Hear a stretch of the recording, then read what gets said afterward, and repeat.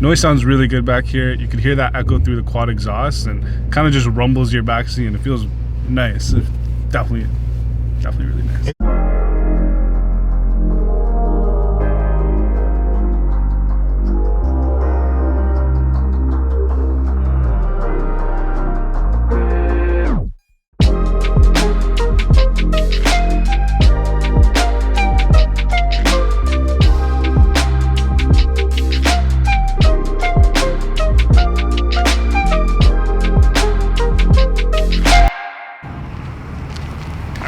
Today we have a very special SUV for you. We got the 2021 GLE63 Coupe. Right out the bat, it looks really nice. This is actually a really nice blue. It is a really nice blue. What shade is this actually called? Yeah, so Mercedes has this really special paint job called the Lunar Metallic Blue, and I think it just looks stunning on this car as well as other AMG cars. This is actually one of our favorite blues. Oh yeah, over here. We have a C63S that comes in this color, and we think it is by far the best AMG color there is. Definitely. I mean, it looks really good. It's really vibrant, especially right today with the sun too. Yeah, exactly. It looks really good. Right off the bat, I think one of the biggest things that we need to talk about is the exterior styling of this car. Yes. So what do you really think about it? So a lot of people hate this style on this car, but honestly, for me, I'm a fan. I think it looks pretty sleek, and if you guys don't know, Mercedes went along with the Coupe lineup. So if you guys notice, it has the same lines and same shape as the C63S. And it kind of gives it that really sporty SUV look, you know? Like we seen with the SVR, it is sporty, but I think this just shows a little more characteristic, you know? While he kind of really likes the way this car looks, the first thing this car reminds me of is a turtle shell. And once you see it, you cannot unsee it. I'm not particularly fond about this design, but a coupe is a coupe. Coupe is a coupe. And it is a performance SUV. Yeah. So that being said, let's just talk about these rims and these brakes, which are actually huge. So these are some of the biggest brakes and rims offered on a performance SUV in this segment. We got 22-inch rims with Pilot Sport 4s from OEM. Huge brakes. Like, these brakes are massive, which means really good braking power. Yeah. We're gonna talk about that, but it has amazing braking power. You're gonna need it in this car, huh? And I mean, I really like the rim color also on this car. I mean, with the silver handles and all the silver details on the side skirt, I think it just looks really clean. So this being the 63S, this is the top of the line GLE you can get your hands on. Right. So it comes with the 4-liter twin-turbo V8, the iconic 4-liter twin-turbo V8 from AMG. Quad exhaust. So how much horsepower and torque is this car making? So with that big engine in the front, we're making about 603 horsepower and 627 pound-feet of torque. Going through an all-wheel drive system? Yes. So that is a huge upside to this car. It is. It is an all-wheel drive making tons and tons of power. Tons of power. And we're definitely going to feel that a little later. So that being said, this car looks pretty big. It is. And it's got the power. Yeah. So let's just talk about it. Let's see how much space it really has for the average family, right? So it is a coupe after all, so we do have to take in that it does have a little bit of a fastback roof. Cuts off a little headspace in the back, but let's see how much trunk space we actually have, because after all, it is an SUV. And wow, if you do take a look, there's a lot of space in here. It looks like it has more space than the SVR. Yeah. That being said, it does have a low sloping roof, so you're not going to be able to fit everything in here. Yeah, maybe not big boxes and stuff like that, but I guess because of that fastback design and the sporty roof, you do kind of trade back a little bit on the luxury of trunk space, but honestly, I don't mind that too much. I'm here for a sports SUV, and fundamentally this is a performance SUV. Exactly. And the SVR, while it was very boxy, this is more sleek. So I guess, you know, it's a trade-off. The SVR had less power, more space. This has more power, and I guess a little bit of less space. This is becoming another trend with Mercedes in general. Right. So they're all getting this big, wide grille, which is basically like the AMG GTR. So this is all inspiration from the AMG GTR. Oh, I see that now that you mentioned. And this is the sporty look that they've gone for. It doesn't suit every one of their cars, but it looks good on this car because this car is so bulky and like sleek, but yet big. Like, it's a massive car. So this grille actually fits on this car really well. Other than that, in the front. This car is the new body style of the GLEs. Yeah.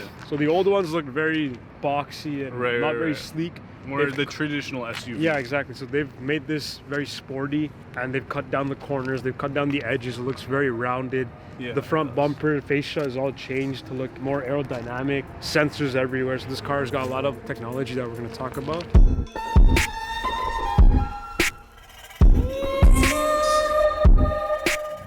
Alright guys, so now that we're sitting in the GLE63, we're on roads, let's take a look at this interior.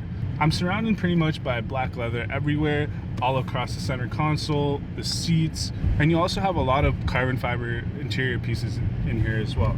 Pretty much what you expect from an AMG. Something I really like about this specific spec is they have really nice aluminum finishes on all the buttons and even the air conditioning. The aluminum I think just looks rich and adds a little more luxury to the car and to the whole interior. Front seats are also really comfortable. You get a lot of padding on the sides, as well as the headrest is probably one of the most comfortable ones I've sat in. Pretty much feels like a pillow, and you know, when you're getting your head thrown back in your car, you want to feel that soft pillow-like touch on your head, and this honestly just feels really comfortable on the head.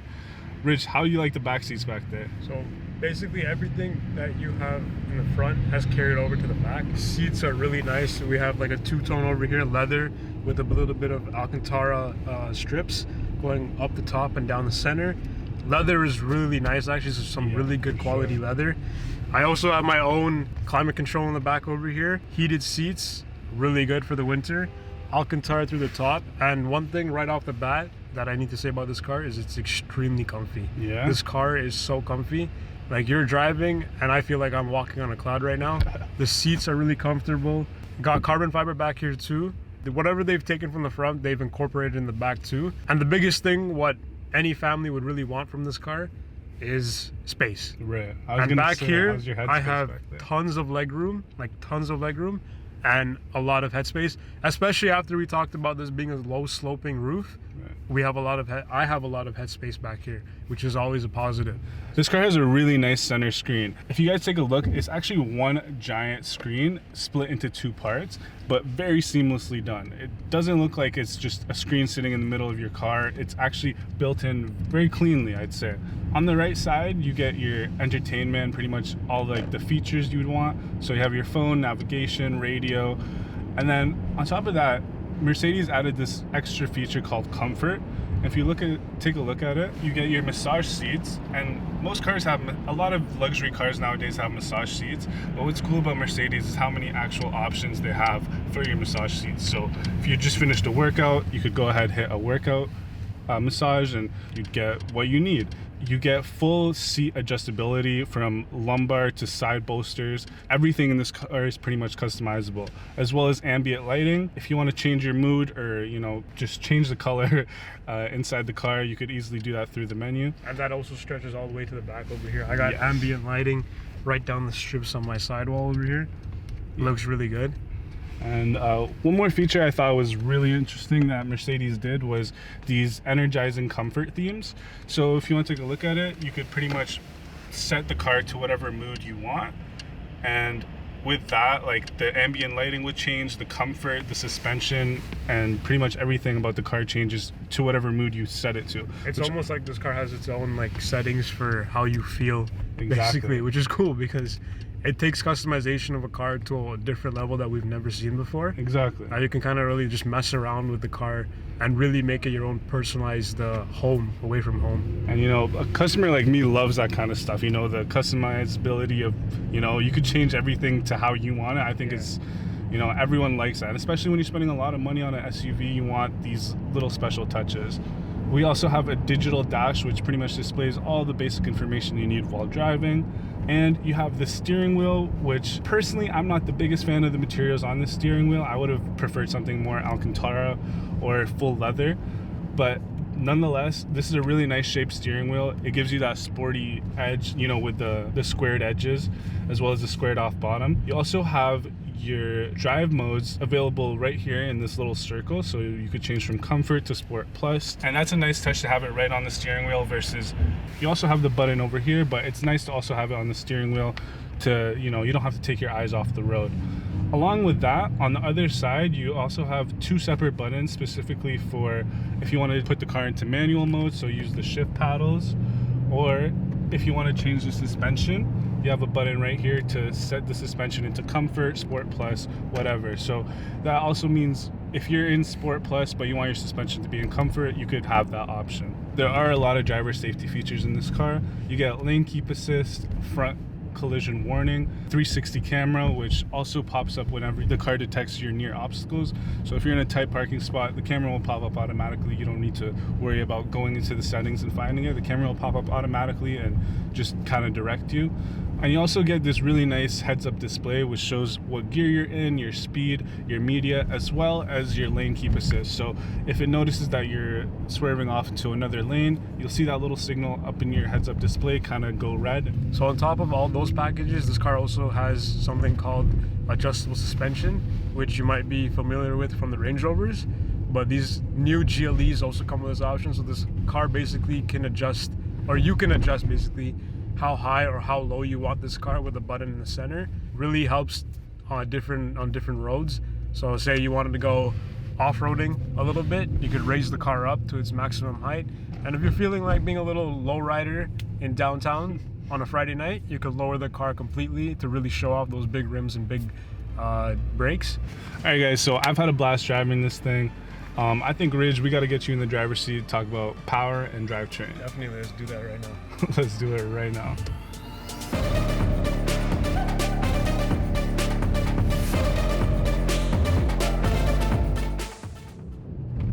Okay, so one thing right off the bat, suspension is really good on this car. It is. It is so soft. It was really good sitting in the back, and now even being at the driver's side, it feels really good to drive this car at a fast pace, hit a corner, and still be comfortable doing it. Another thing about this car is actually that it has very responsive steering. So this is, I guess, is just something that AMG has become really good at. Sounds really good too. It does, it does. This car shifts on the dot and then brakes on the dot too. And this car makes so much power from that 4-liter twin-turbo V8. So the 600 horsepower really feels like 600 horsepower. Considering the weight of this car and everything in comparison, it's really good at doing what it's supposed to do. This car has tremendous braking power. At low gears, at high gears, fast, slow, you press that brake and this car is stopping. Yeah, you feel that response right away. That's a big thing. Like, you need to understand that this car is so heavy and it's making so much power, and the ability to have brakes that can stop on the dime and that can control basically this amount of power in this car is extraordinary. And they've done a really good job with the brakes on this car. It is one of the best brakes I have felt on a performance SUV in a while.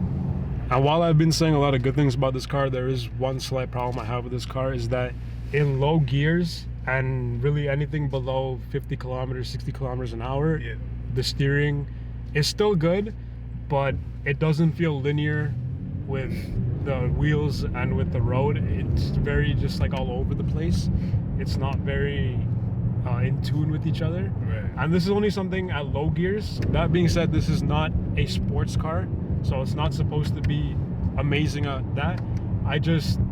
It's a small complaint that there is there, that everything kind of just goes away at low RPM and low gears. But other than that, like, you shift back up again and it's just like right on the dot. And then again, I just brake and it's like nothing ever even happened.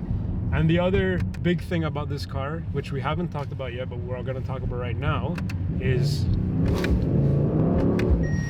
that while this is not a straight out of the box V8 noise that you would expect out of these AMGs, like out of the exhaust, this is a little bit of an auto-tuned voice that comes through the speakers. It still sounds amazing. Like, it still sounds really good, but it doesn't sound as rumbling as the others do. This is a little bit more like exotic kind of noise, and it doesn't give you that big like growling noise that we're so used to from it. But it's still nice. Like, you know, you don't want this car to be a loud ramboyant V8. You know, this is not what this car is supposed to be. It's still meant for like the average family, and it does a good job of keeping the sporty side but keeping a luxury side, and also sounding good in the whole package too.